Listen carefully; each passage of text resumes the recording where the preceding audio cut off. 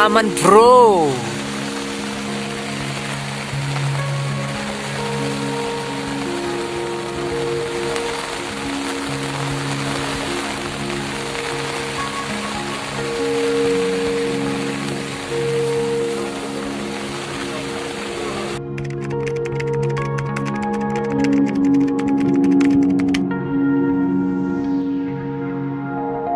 Nah gitu kan ya, ketika kemudian dia meninggalkan bara api yang menjalar seperti itu. Berbeda dengan saya punya serat polyester.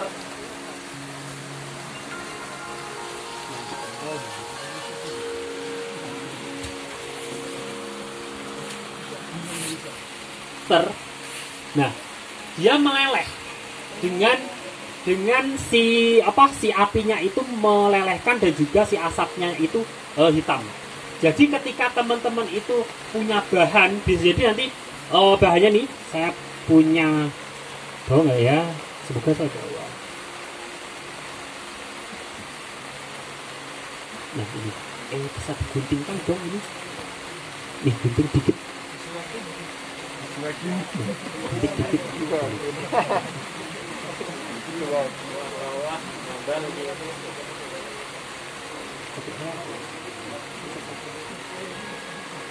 Nah, ketika teman-teman punya bahan kalian bakar, nah dia seperti kertas terbakar dengan bau kertas terbakar, kemudian dia asapnya putih, dia dipastikan adalah serat-serat selulosa. Jadi dia napas seperti itu. Kalau misalkan teman-teman itu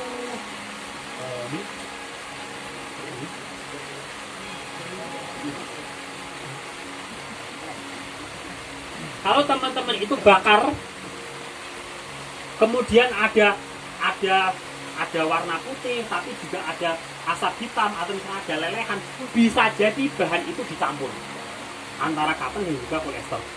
Jadi kalau kebanyakan kalau teman-teman punya bahan-bahan misalkan cotton, itu seperti itu, bahan dengan bau, tahu ya bahan terbakar itu seperti apa. Nah, kita akan lanjut ke bahan misalkan wool misalkan. Cuma saya nggak punya wool sih ya di rumah, kok bingung. Wool maupun sutra itu serat-serat golongan serat protein. Protein itu biasanya rambut kita kan susunan protein nih. Nah, rambut itu ketika dibakar dia akan punya ciri khas rambut terbakar, pernah kan? Nah, itu sama. Nah, jadi kalau misalkan teman-teman dikasih klaim misalkan shawl atau baju hangat dan itu terbuat dari wool, itu cek coba. Kalau bisa ya, itu bisa dengan uji pembakaran, bisa nggak? Kalau misalkan itu dia dibakar terus kemudian dia bau rambut terbakar, dia bisa dipastikan adalah wool gitu. Tapi kalau misalkan dia gini, coba ini.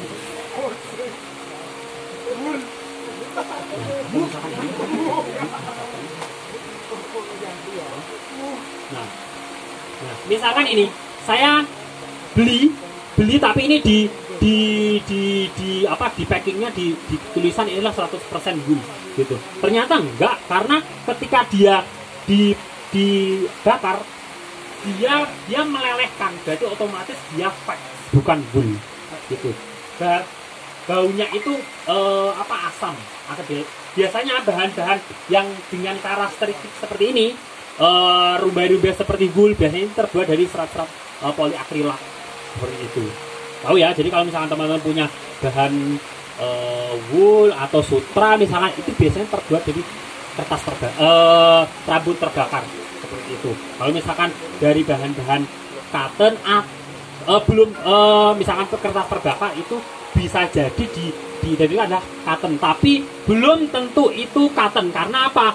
Ada beberapa serat regenerasi, yaitu serat namanya rayon kupromium. Kalau misalkan pernah dengar, itu rayon diregenerasi yang terbuat dari batang pohon cemara. Dia diregenerasi senyawanya, dia dibuat menjadi benang, dan dia punya karakteristik seperti kertas terbakar.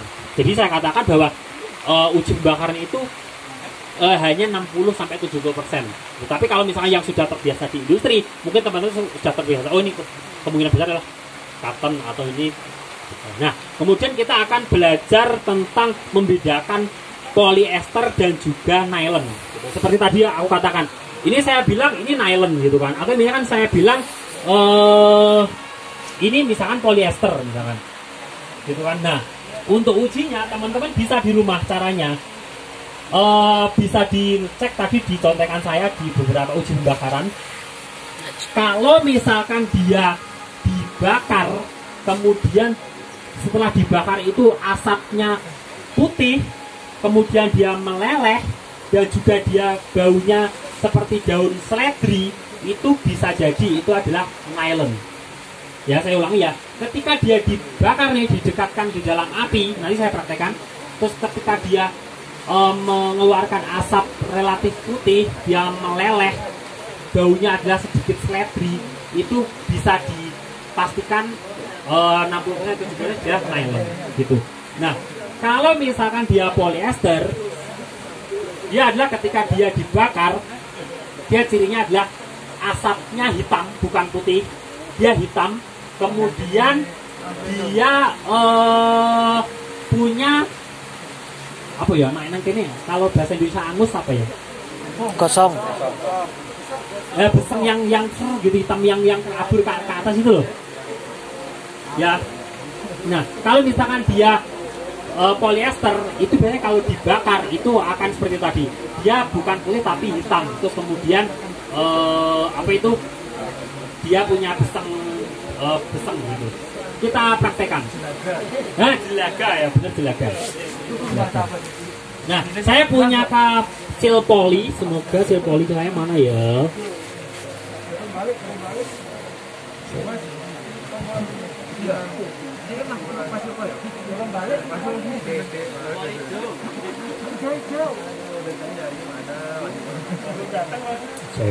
Nah ini bahannya keren, anti air. Buat anda itu keren. Oh iya, dapat air.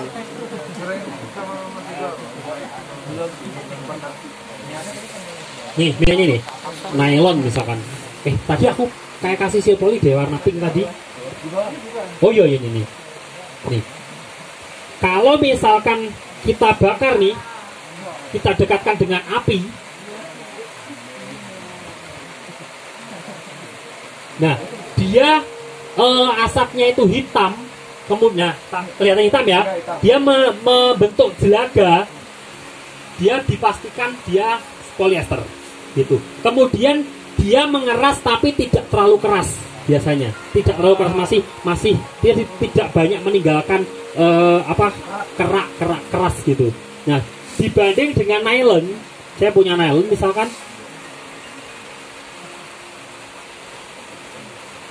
Nah, nylon itu dia asapnya putih bukan hitam.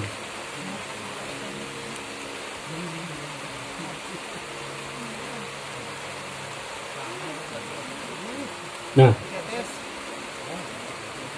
bisa agak membedakan ya antara nylon.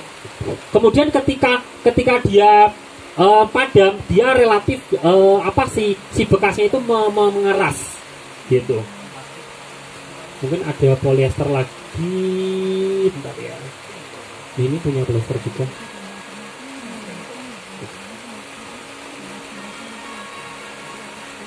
Nah, ini polyester. Nah, ketika dia dibakar, dia mengeluarkan abunya itu si jelaganya hitam. Seperti itu. Tahu ya? Jadi hampir seperti itu. Kalau ingin mengidentifikasi dengan skala lebih murah lah gitu. Namun tadi kalau itu kebanyakan itu hanya 60-70 karena kalau misalkan teman-teman yang belum terbiasa itu bingung ini baunya bau apa ya, atau misalkan ini apa ya gitu.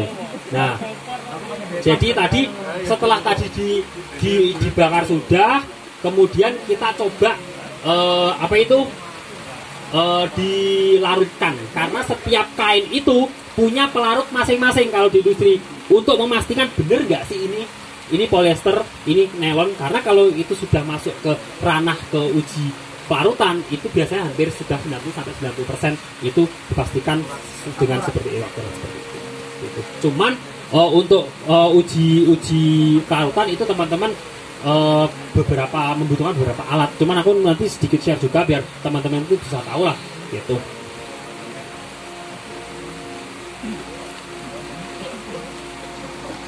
Itu untuk mendapatkan nilai waterproof. Saya mungkin bawa beberapa bahan PU. Ini mungkin tidak apa-apa. Mungkin ada beberapa yang sudah tahu lah ya. Mangga.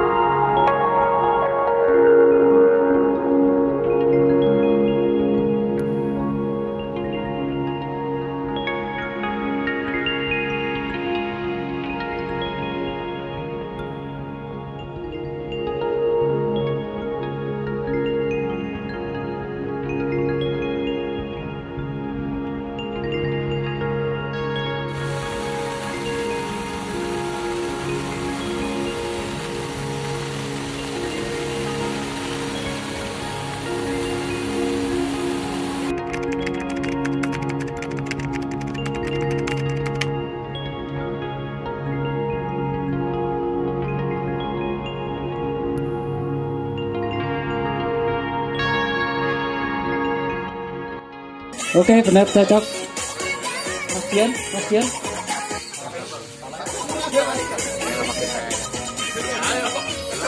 Langsung suruh ngambil undian. 063. Oke. Terima kasih. Lanjut.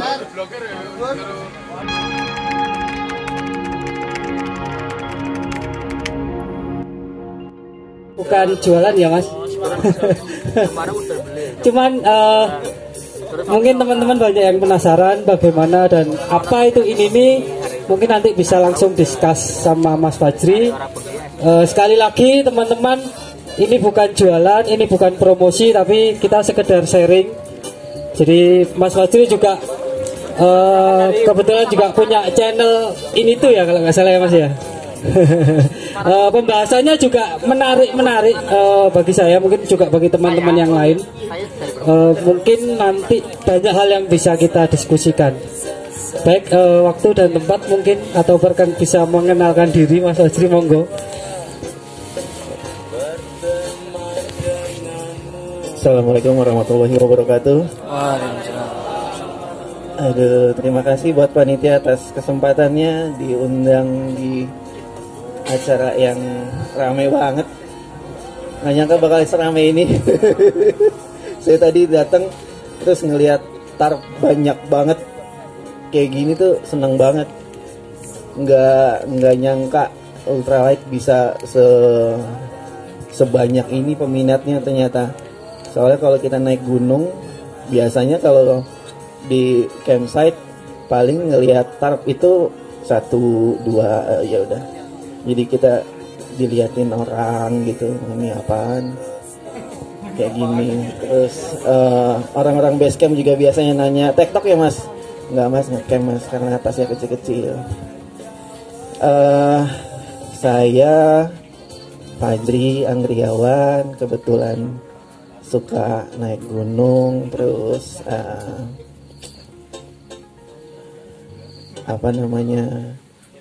ke ultralight sih sebenarnya dari yang berat-berat dulu, terus pengen nyari yang ringan-ringan. Ternyata ada grupnya di Facebook Indonesian Ultralight Backpacking, join terus dibaca-baca tuh filenya ya kan, baca-baca file, terus tanya-tanya segala macam, bahas-bahas, terus akhirnya waktu itu tertarik sama tas kebetulan saat itu nyari tas di sini itu masih belum banyak yang bikin tas ultralight. Kalau nggak salah ingat, tas pertama itu produsen yang bikin itu Kalahari. Waktu itu dia bikin tas ultralight berarti cuma 300 gram. Itu laku banget, langsung pada beli gitu, terus dari situ mulai saya coba buat order dari luar, tas ultralight luar. Kebetulan waktu itu ULA, kalau ultralight adventure kalau nggak salah. Nah, ketika datang itu juga lagi diskon. Ketika datang ke sini, pas saya buka gitu kan, yang pertama kali di benak saya itu, masa begini doang kita nggak bisa buat dengan kualitas jahitan, dengan kualitas bahan yang menurut saya ya udah ini tas aja gitu. Dari segi jahitan saya yakin tangan-tangan Asia itu lebih terampil, lebih rapih. Jadi skillnya itu lebih soft skill di dirinya sendiri itu lebih baik daripada orang-orang yang di sana, di Amerika sana, karena kan made in USA. Saya pikir ya gini doang bisa kali ya untuk buat tas gitu. Mulai dari situ coba-coba ngedesain, prototype, pakai sendiri. Terus mulai tertarik dengan bahan-bahan yang saat itu lagi rame, expect. Akhirnya cari cara bagaimana cara mendapatkan expect ini. Akhirnya alhamdulillahnya dapat channelnya.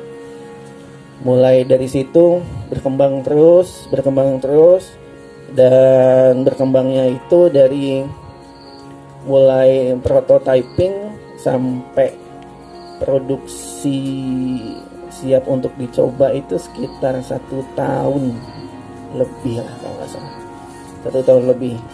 Nah itu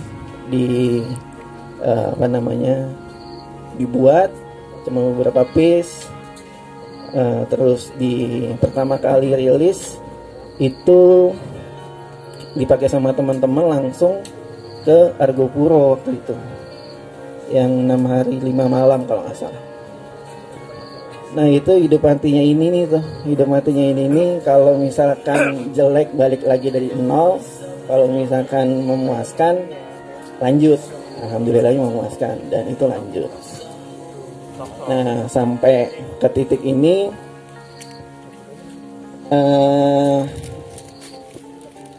sebelumnya mohon maaf kalau misalkan ada yang susah mengakses atau mendapatkan ini kemarin gitu, karena memang mungkin idealisnya saya bikin ini tuh uang yang dikeluarkan untuk membeli alat outdoor, terutama yang ultralight, yang dikenal ultralight itu ringkih dan nggak awet, durability-nya masih kalah dengan tas-tas yang sudah beredar. Itu nggak boleh kejadian di ini nih. Kalau saya gitu, orang ngeluarin duit untuk beli barang.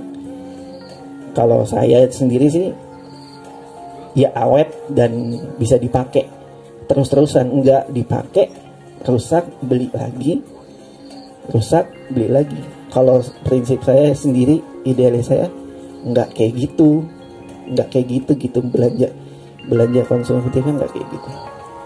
Nah berangkat dari situ mulai mencari material yang baik, terus cari-cari dari brand-brand yang gede juga materialnya pakai apa, dari mulai webbingnya, dari mulai bakalnya, bakal tuh slot-slot ini, perintilan kecil ya. Mencoba hubungin produsennya, ternyata bisa didatangkan ke sini, dan prosesnya itu ya banyak dramanya lah. Akhirnya satu titik semuanya sudah aman, karena tujuannya ini nih itu pengen bikin produk yang ketika produksi pertama sampai produksi selanjutnya kualitasnya itu sama, tidak berubah dalam segi spek dan kualitasnya gitu. Pengennya continuity-nya seperti itu. Nah, terus pada akhirnya semuanya sudah selesai kecuali itu webbing yang dipakai, karena susah banget. Apa yang saya mau itu webbing yang harus dipakai di produk ini tuh susah banget di pasaran. Dari mulai size, dari mulai karakternya, dari mulai materialnya itu susah banget. Walaupun ada size-nya biasanya nggak sesuai dengan apa yang saya mau gitu. Akhirnya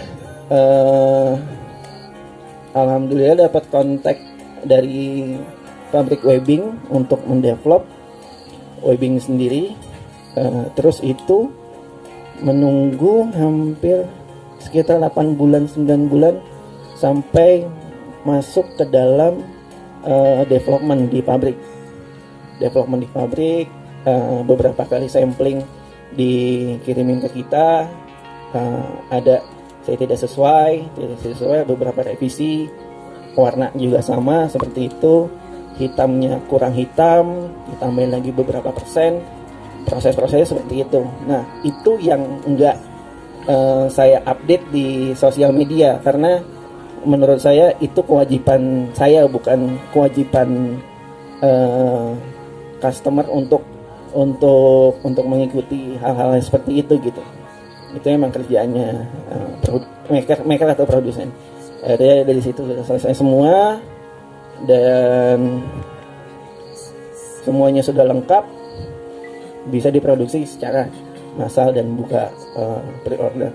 Kenapa buka pre-order dengan harganya yang udah pada tahu mungkin? Karena saya sadar harga ini nih untuk pasar lokal itu masih kemahalan. Makanya saya bikin PO. PO itu kenapa bikin PO dan kasih waktu tertentu, karena pengen semuanya punya ini nih dengan cara nyicil. Bulan ini mungkin dapat gajian, bisa PO dulu. Setelah selesai gajian berikutnya ada duit lagi gitu. Maksudnya nggak terlalu berat ngeluarin bulat-bulat. Ya kalau misalkan ada duit sih alhamdulillah saya juga. Terus saya sadar tuh seperti itu gitu. Jadi tidak bulat-bulat ya begitu balik pokoknya deh, kurang lebih. Nah, jadilah produknya ini seperti itu. Mungkin kalau ada yang mau tahu sejarahnya kenapa ini nih, karena pertama saya yakin produsen lokal itu bisa bikin produk yang standar internasional. Saya agak kurang setuju dengan perbedaan antara produsen membuat barang untuk pasar lokal dan produsen yang sama bikin produk juga untuk pasar luar negeri tapi kualitasnya lebih bagus. Kalau di pabrik-pabrik kan seperti itu. Maksudnya kenapa tangan yang sama untuk pasar lokal kita yang pengguna sendiri nggak dikasih yang terbaik gitu? Kenapa harus orang luar yang merasakan kualitas terbaik dari tangan lokal kita sendiri gitu? Nah, berangkat dari situ semuanya diperhatiin. Makanya yang kayak gitu tuh saya berangkat dari idealis saya sendiri.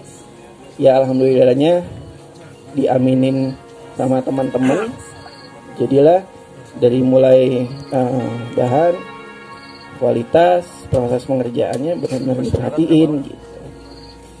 Seperti itu mungkin. Mas jangan ditinggal sendiri Mas. Gitu Mas ceritanya. Kayak gitu ya. Iya. Oke, teman-teman, tahan dulu pertanyaannya karena banyak teman-teman maker lokal yang hadir di sini. Sayang kalau kita tidak tampilkan di